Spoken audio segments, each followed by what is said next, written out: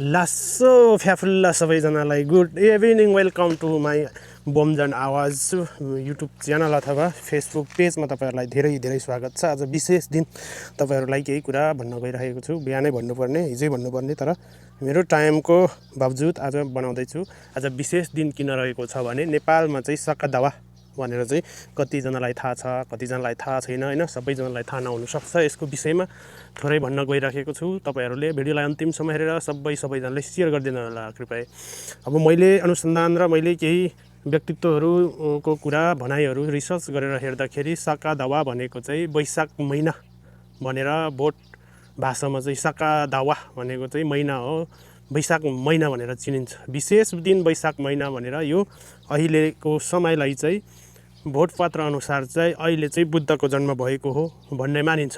र बुद्धको जन्म मात्रै होइन कि बुद्धले आजकै दिनमा चाहिँ ज्ञान पनि प्राप्त गर्नुभएको थियो। महापरिनिर्वाण भनेको तपाईँहरूलाई थाहा छ होला, महापरिनिर्वाण पनि आजकै दिनमा गर्नुभएको थियो भनेर त्रिनेत्र भनेर तीनवटा संयोगहरू चाहिँ आजकै दिनमा पर्न गएर आजको यो वैशाख 3 देखि आज 1 महिनासम्म चाहिँ अब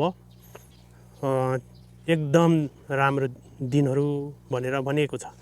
नेपालमा चाहिँ अब वैशाख भनेर भने पनि अहिले चाहिँ तिथि मिति अब क्यालेन्डरहरूले गर्दा जेठ महिनाको 3 गते पर्न गएको छ। तर यो वैशाख भनेर चिनिने गरिन्छ है पात्रोमा चाहिँ।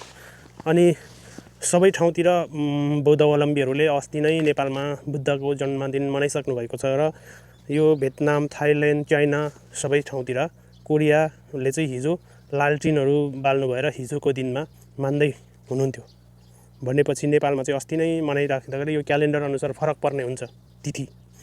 तर भोटपत्र अनुसार चाहिँ आजको दिनलाई विशेष दिन भनेर भनिन्छ। र आजको दिनमा चाहिँ के गर्नु पर्यो भन्दाखेरि चाहिँ तपाईँले आजदेखि 1 महिनासम्म चाहिँ सकेसम्म मासु, मांसा, काटमार त्यस्तो नगर्ने। अनि 1 महिनासम्म चाहिँ तपाईँले सकेसम्म भेज, एकदम सिम्पल भेज खानाहरू मात्रै खाने राम्रो। र आजको दिनदेखि चाहिँ तपाईँले चाहिँ अरूलाई दान दक्षिणा गर्दा चाहिँ धेरै धेरै धेरै धेरै लाखौँ करोडौँ धेरै फलिफाप हुने, आफूले पहिला दक्षिणा गरेको भन्दा पनि धेरै फलिफाप हुने भनेको छ साथीहरू। यो चाहिँ अब 12 वर्षमा चाहिँ एकचोटि आउने गर्दछ कि यसपालि चाहिँ सन् 2026मा घोडा वर्ष पर्नु गएको छ। अहिले चाहिँ यो वर्ष चाहिँ धेरै धेरै धेरै धेरै धेरै राम्रो मानिएको छ। यो चाहिँ 12 वर्षमा एकचोटि मात्रै आउँछ, वर्षमा एकचोटि सक्का दावा आउँछ। तर विशेष गरेर 12 वर्षमा एकचोटि चाहिँ आजको दिनदेखि चाहिँ सुरु भएको छ साथीहरू। अब तपाईँहरूलाई